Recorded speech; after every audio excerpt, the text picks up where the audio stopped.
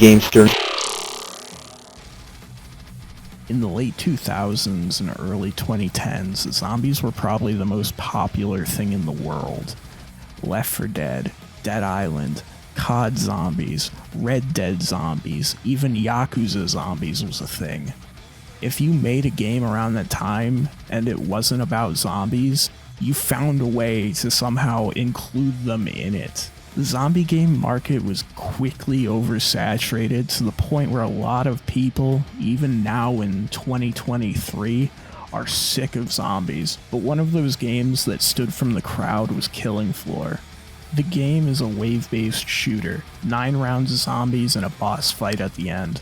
Pretty simple stuff, but the main thing that makes it stand out are the game's 7 classes, each with unique skills and buffs. You have Berserker, the Grug melee class. He moves fast, has decent damage resistance, and can't get grabbed by zombies.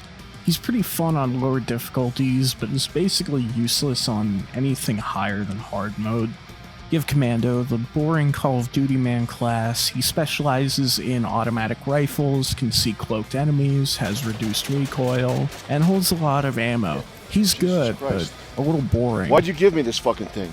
If you've always wanted to LARP as trans icon Ted Kaczynski, Demolitions is the class for you. Despite specializing in explosives, Demolitions is far from overpowered and is basically defenseless in close range. Your explosives can't hurt other players, but you can pretty easily hurt yourself if you aren't careful. You can hold a bunch of grenades, drop pipe bomb proximity mines, and even get a pretty cool grenade launcher to fuck around with.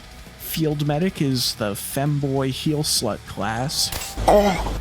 His goal is to serve Bill Gates, injecting his allies with vaccines, which he can do up close and from a distance. He also gets medic grenades.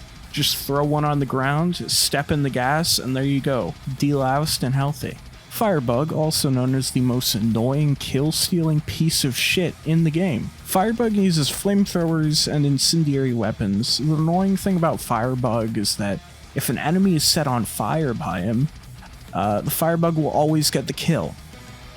And Sharpshooter. Nobody plays Sharpshooter. And of course, Support Specialist, the Giga Chad 800 IQ shotgun class.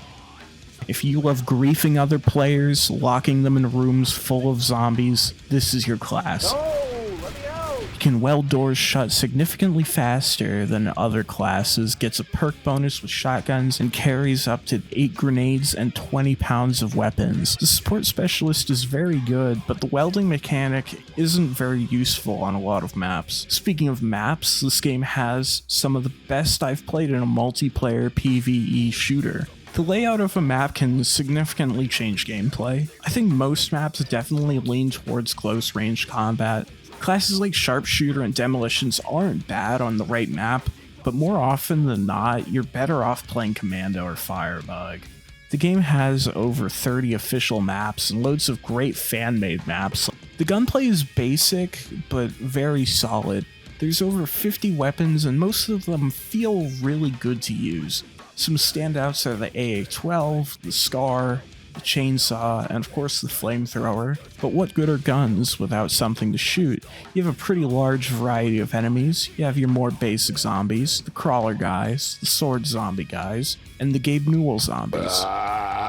But you also have some of the more unique stuff, like invisible zombies, zombies with gun, and the woman. These are the more basic enemies. What you really want to look out for are the Skrakes and the Flesh Pounds. Skrake will slowly approach you with his chainsaw and attack. Once he's aggravated, he will start running.